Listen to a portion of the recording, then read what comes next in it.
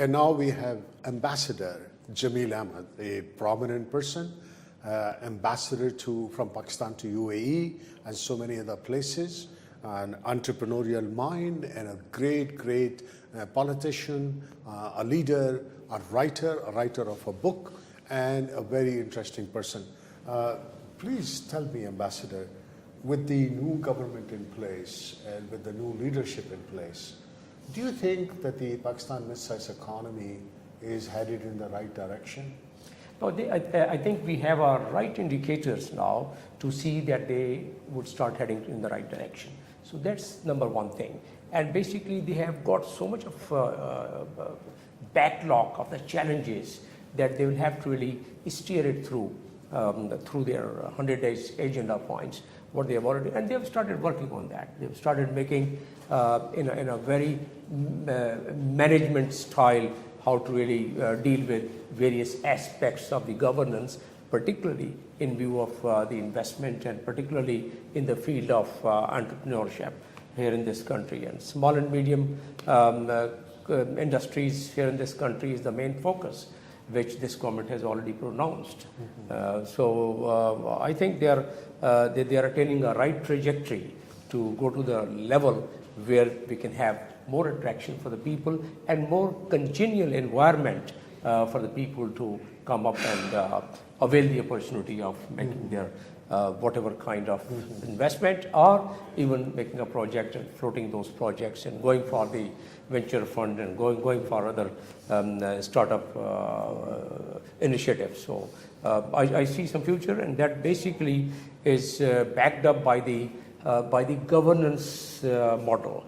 The governance model is being improved every passing day and every passing hour.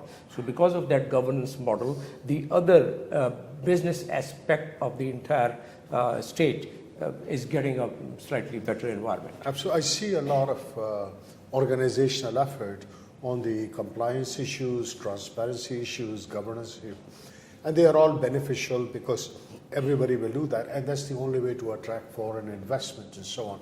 Now, when we started our program of Expothon, an exclusive partnership with Octara and TCS family, one of the things we targeted on the mid-sized economy, the mid-sized business. And we feel that these 5,000-10,000 family-owned businesses they're not only the heart and driving engine of the Pakistan economy, if they could only transform 10, 15, 20% to the new age, the global age, the new flow of the way the business is going, that will make a dramatic impact. Now, the current government, the Chamber of Commerce, the Trade Association, the bodies that have been mandated to promote the export promotion, the TDAP, and so on. People are asking if we are TDAP or if we are the government. We're just a small private little organization doing this. By the way, what do you think of all this 12-hour marathon that we are doing? Well, I think you are giving a right kind of an idea to the people who are interested in enhancing their business. And as you said, that people, they have these 12,000 people having their family business, and this is what is there in the politics also, except before Imran Khan came into the power, that's what was going on, the family business as a politics, Politics was an industry in this country just a few days ago. And now that has gone, and I don't want to go into those nitty-gritties and the downside aspect of these politics, what was going on. But now, since it's no more industry, it's basically a service to the people around the politics. So from that angle, if I take that parallel example to the business people who have our country, the family after family, barring a few, what I've seen and what I read, in fact, I visited so many industry and so many other people who have their billions of rupees business and billions of dollars business, that they're not updating themselves, they're not upgrading themselves in view of the challenges of 21st century. And I just say it in one phrase, that we cannot meet the challenges of the business or industry or the government with the 21st century challenges with the tools of 19th century. Unfortunately, I have to admit that in most of the department sectors, particularly in government as well as the family business, right, that they are still using the same 19th century tools, and therefore they are not getting the benefits of the 21st century by just following very small steps and by following the technology. So that's what my answer to that question is. And people can so easily witness that how other countries did it in few years or a decade. People are saying, how long time do you need to make that expansion of quantum leap? Do we need a few months or do you need another 5-10 years? Question is that everything is on the floor. The technology, the people, the resources, even the talent. I believe there's a lot of talent, it's untapped. There's a lot of talent. You give people the right job, the right mandate, the right focus, they can do it. And the right tools. And the right tools. And today, the tools are the cheapest. Absolutely. Because your tools are of communication. Yeah. Our entire project is based on communication. You and I are communicating with 5,000-10,000 people who are communicating with their people, and these people communicate. It's all about communication. Unfortunately, there is no other vehicle available focus on this mid-size economy 24/7 in that style. And we are planning not only repeating this tomorrow and Sunday, we are also planning to do one in Lahore and one in Islamabad and create the volume and so on. And I know, first of all, I want to thank you for finding time in your busy schedule. You're such a talented person. You have written a book. You're a passionate Pakistani. You are a global diplomat. You've been in so many countries. I would very much like to have your engagement in our subsequent events and also seek your leadership and imagine when the diplomatic and all those other venues open, because this message can expand in so many different directions. And coming back to those government departments already mandated to promote exports and so on, this is a very smooth passage for them to look at.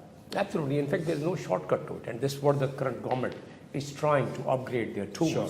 You know, because the structure which we have at this point in time is not enabler structure. Sure. And it would not take a rocket science for us to make it in a style that it starts becoming the facilitator. All these are, whether it's a T-tab or whether it's all these chambers. And even while I was ambassador, I had given them some presentation. Some of the business people, they did follow that, and they really definitely made their fortunes. Absolutely. You know, and which one of the simple example is that we would have tons of mangoes and tons of oranges and tons of fruits in UAE, and our fruits would be organic fruits, would be more tasty, good in quality, but because of specking, it was fetching us less money as compared to that. The other countries. So then we did some kind of modifications, moderation with very little expenditures, and it started moving, and then the exhibition and all. And there are so many examples like that. But we want to carry the flame, we want to carry the torch, we want to advance, we want to march in that direction. Ambassador Jamil, I want to thank you very much. It's my Have pleasure a great day being with you. and all the best. All the best. Thank you. Thank you so much. Thank you.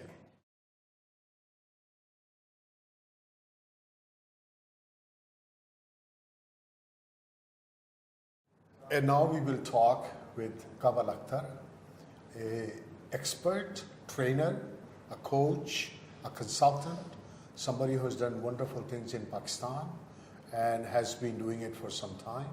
And I'm very delighted to ask her a few questions about women entrepreneurs, mid-sized businesses, and the overall general direction of prosperity among the mid-sized economy that we are. It's a very common subject. Kamal, thanks a lot for coming to Expothon. Thank you. On such a short notice. As we've been discussing, and we are really bringing this debate, what do you think are some of the? I know you have some ideas on it, but what do you think as far as women business entrepreneurs are concerned? And I'm talking about women who have already crossed the barrier. They have gone into business. They have acquired the taste of business, and they are successful. But they are not global, they don't have the iconic presence yet.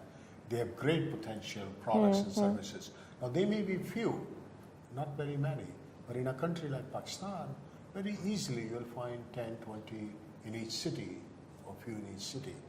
If they were listening to you right now, what are some of the things you would say that are the critical issues that can be resolved, and by doing certain things, they can increase their performance and so on? And as an experienced trainer and somebody who has worked with Octara in the past, what do you think Octara is doing so new and unique that it would channel and it will go and fertilize that segment of that? So please share us some thoughts. I think, Naseem Sahab, that women entrepreneurs, the biggest challenge for them is perhaps that they have had a taste of business, of working as business women in our country, but longevity is a huge challenge for them, taking it forward into the future. How do they reach out globally with their businesses? So it's a challenge that they have to answer for themselves as well, come up with solutions by themselves as well. But obviously they need a support system as well. So I'll be touching both bases in my conversation with you.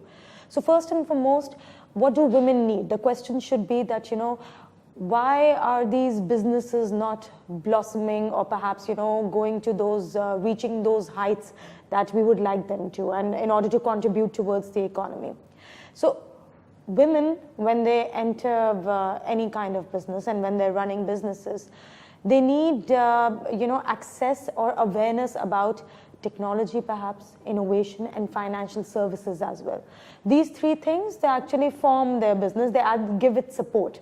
So what women need to do by themselves is that when they're running businesses, and in order to carry them onwards into the future, they need to really become very serious about their business and need to educate themselves as well.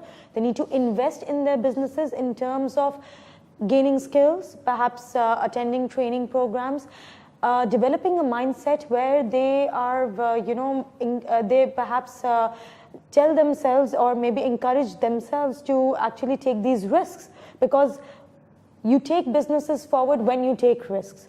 So I think women right now are still a bit apprehensive where their businesses are concerned. They're afraid to take those big jumps. Is that apprehension because of lack of confidence, or not really knowing the proper paths or action plan to take? And also not being able to turn to, because entrepreneurial education for women entrepreneurs, they cannot find the answers in a branch of a bank. They will not give them any money. They cannot go to the university. They will make it too academic for them. They cannot walk into an IT house. They will make it absolutely impossible. So is it because that they need simple pragmatic answers to grow in a very logical fashion, or what they require is, which we have found in the West, we have found the most successful entrepreneurial endeavors today: one technology guy, one marketing guy, one finance guy, one this, one that. They put it together and they take their different things and so on. One of the things we are talking about in these debates, we can take a company that makes the best pants, and then you find a company that makes the best jacket. Now you're in the suit business. So collaboration, collaborative thinking. Now, I am known of saying many times on a stage, as we move more towards technology, women are more capable to outperform man. Normally, people don't like it when I say it on a stage, especially. Yeah, I like it though. No, but then it's a fact. It's a fact. I can philosophize this subject based on very simple reason. You take a look at a mother, she's an entrepreneur, the way she raises the child, the family, minimum resources, and willing to give her life. And she raises it. We were all we became entrepreneurs through that process. What is entrepreneurialism? It's really taking risks and making decisions. And some of your decision and risk work out, and then they become entrepreneurs. Nobody talks about how many times entrepreneurs fail, like how many times hockey players fail in the series before they make it there. But it's all that. I believe mankind is just designed to do that. You give people the opportunity and they will do it. I'm extremely optimistic for the women entrepreneurs who are listening to people like you, that they can, but they need simplicity, they need simple answers. And we are trying to create some kind of a platform for them on an organized basis. I had the discussion with the Princess Nasreen Al-Hashemi, with Tahira Raza of the First Woman Bank. We are trying to bring Her Highness has shown interest to bring key people from United Nations into Pakistan. She's already invited Tahira to go to United Nations and address some of those talks. What is all that? It's all collaboration. And that's very necessary. That's necessary to encourage women entrepreneurs to actually, imagine their businesses working successfully in the long run. One thing that I spoke about, that women need to invest in themselves. Now, that was the first that was the first thing that I started off with. That women need to take out time to plan for their businesses ahead.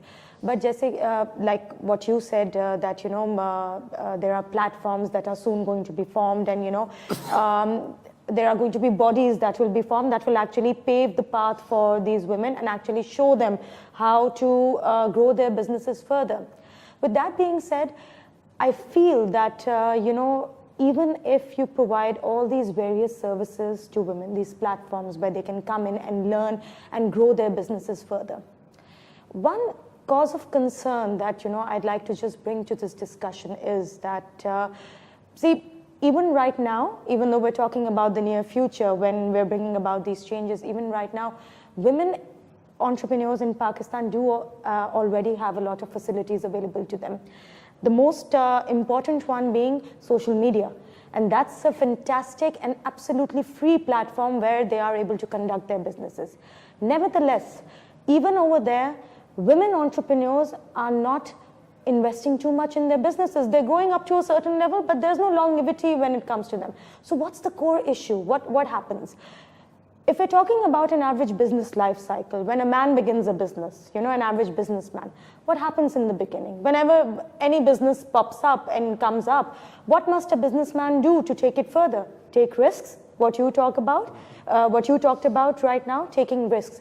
Now, for a man in our country, since we're talking about how to, make women contribute towards our economy, for a man to start a business, he is going to take risks. He's going to take those big jumps that are eventually going to translate into something really magical and beautiful and phenomenal results for his business. Now, if we talk about a businesswoman starting her business, what does she do in the very beginning when she's got a family, when she's got various other roles that she needs to, fill in as well? She doesn't take risks. In fact, what she chooses to do is take the easiest path for the time being and then slowly take things forward. So what she ultimately, where a man, when he starts a business, he reaches out for those phenomenal results. What a businesswoman does is that she settles for mediocre results for the time being, which may translate into phenomenal results should she be given the opportunity or various platforms or support from the society, support from her family, support from government bodies as well. That's when the business translates into phenomenal results for her. So what I believe that we should be doing, apart from setting up certain bodies as well, is we have lots of seminars that we plan for women to bring them on board, but I feel that there needs to be a cultural shift as well. And that cultural shift doesn't necessarily come from the individuals that make our country, but it's these bodies, like you said, Tahira Raza, she is going to be a part of a body that promotes and encourages women entrepreneurs to come on board. Such seminars should also be directed towards educating families and our societies as well. And that's exactly what we're doing. Why are we doing this? Talk about the risk. This is the $1 million risk. Talk about personal investment. Look at me. I'm an ordinary kid with ordinary skills from Karachi. I left 50 years ago and I made a massive investment in personal skills and development and so on. And why are we doing this? What is this $1 million investment? Because we believe it is not a question of taking 50 women and putting them through a training program in marketing in a university for 2 months and solve the problem. No. The parents, the children, the company, the government. That's why this message is going to everybody simultaneously, and we are discussing and we are exchanging, which we call the New Age evolution. Yes. This is how what we call 4-dimensional thinking, that you are not just looking at women, you're also looking at economical models, you're looking at the economic conditions, you're looking at the child welfare, the daycare centers, you're looking at the education level, you're looking at the market opportunities, and you're also looking at the global side. We believe that until and unless you have this on a high intensity at all the top 10 vertical sectors crisscrossing, the message will not understand. People said, why do we need this discussion for 12 hours? I said, this is not a soundbite. Oh, hello, good morning. We are going to be doing something for Pakistan. Wonderful idea. Bye-bye now. No, this is. But I tell you something else. I think why men continuously push and go very powerful on it, I think they have expensive wife. So they need constantly do that. And I think the women entrepreneurs, they said, hey, khamosh, and they just go out and they run their business. But the motivation to expand the business, to grow, you are absolutely right. Men have that growth pattern into their gene, and the women entrepreneurs, they don't. But from the international experience, we are finding that the rise of the women entrepreneurs is so large in the numbers, it's frightening. We can mathematically prove that by 2030, 2035, the global economical power base would be in the hand of the woman because they'll be handling the grassroots economy.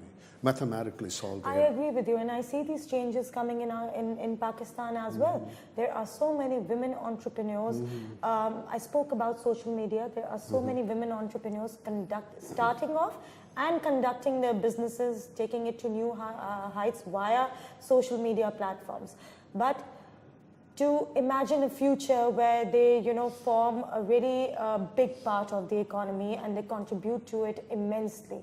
We need to have bodies that work for them, with them, and with the various other, members of their support system as well. So it has to be, like you said, it has to, be interlinked. All these different, all these different aspects to when it comes to, when we discuss women entrepreneurs and business ventures run by women. They all have to work together. We need to touch all these various points, and that's when their businesses can hope to bloom into something that's phenomenal. Those phenomenal results. Absolutely, and that will happen. And with TCS, and with Doctara, and with Expothon, we are going to be doing something with the United Nations.